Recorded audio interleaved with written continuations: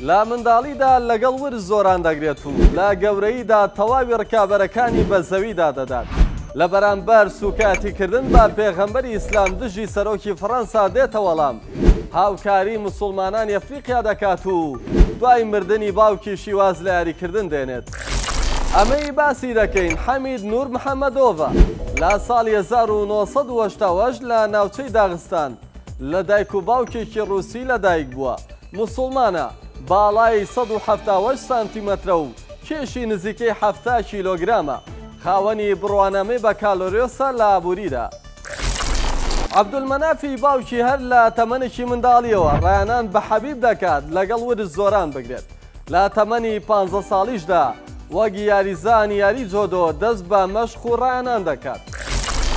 حەبیب خاوەنی درێژترین زنجیرە سەرکەوتنی یەک لە دوایەکە بە جۆرێک 29 یاری لەسەرێکی لە هونەرە جەنگیەکاندا بردۆتەوە بەبێ ئەوەی ڕوبەڕووی هیچ شکستێک ببێتەوە. لە ساڵی 2019 پاشەوەی یاریەک دەباتەوە حەبیب درێسەکەی لەگەڵ ڕکابەرەکەی ئاڵوگۆڕ پێدەکات. دوای یاریەکەش درێسەکەی بە 100,000 دۆلار دەفرۆشرێت و پارەکەی دەداتە ڕێکخراوێکی خێرخوازی تا ئەوەی لە وڵاتی یۆگەندا بیرێکی پێڵ بکەن و ئاوی خواردنەوە بۆ ئەو ناوچەیە دابین بکەن. لابارەی ئاڵوگۆڕکردنی درێسەکەی لەگەڵ ڕکابەرەکەی حەبیب دەڵێت کاتێک دەیتە هۆڵی وەرزش یەکەم شت کە فێرت دەکەن ئەوەیە کە دەبێت ڕێز لە هۆڵەکە بگریت، ڕێز لەو کەسانە بگریت کە لەگەڵت ڕایانان دەکەن، ڕێز لە ڕایەنەرەکان بگریت، دەبێت هۆڵی وەرشی پاک بکەیتەوە. هونەری بەرگری ئاڵوگۆڕ پێکردنی سوکایەتی نییە. باژەوەی ئیمانوئێل ماکرۆنی سەرۆکی فەڕەنسا پاڵپشتی بڵاوکردنەوەی ئەو کاریکاتێرانەی کرد کە سوکایەتی بوون بە محەممەدی پێغەمبەر درودی خوای لێبێت.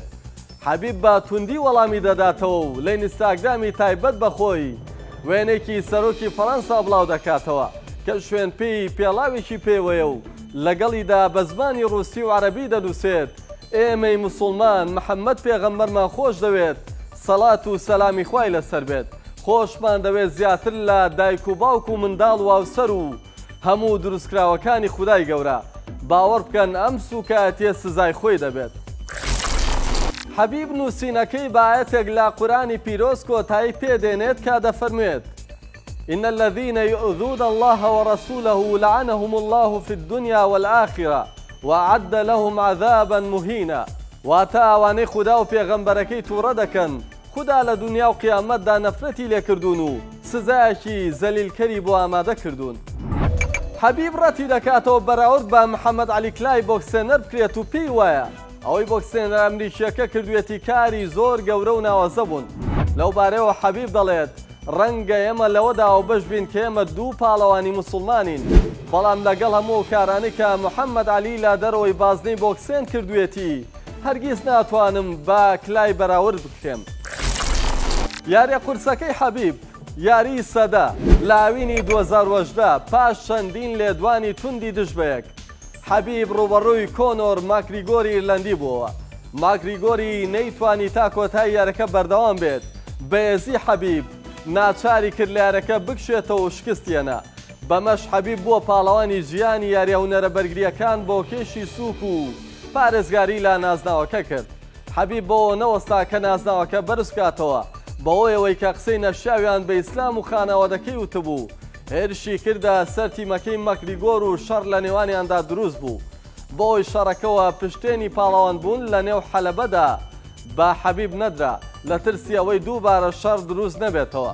بۆیە لە شوێنێکی دیکە خەڵاتی پاڵەوان بوونیان دایە یاریزانە ڕووسیەکە. لە هاوینی 2020 باوکی حەبیب بەوەی ڤایرۆسی کۆرۆناوە کۆچی دوایی دەکات. ئەم ڕووداوە بە قورسی لەسەر کوڕەکەی کاریگەری دروست دەکات. 3 مانگ دواتر لە یاریەکدا بۆ یەکەم جار بەبێ ئامادەی باوکی ڕوبەڕووی جەستن غایزی ئەمریکی دەبێتەوە. حەبیب یارەکەی لێ دەباتەوە و سوزدەی سوپاسگوزاری بۆ خوای تاک و تەنیا دەبات. ڕاستەوخۆ لە نێو حەلەبەکەدا بە چاوی پڕ گریانەوە واسێنانی خۆی لە یاری و نەرەبەرگریەکان ڕادەگەیەنێت و دەڵێت ئیدی بڕیارمدا واز بێنم و جارێکی دیکە بەبێ باوکم بۆ یاریکردن ناگەڕێمەوە.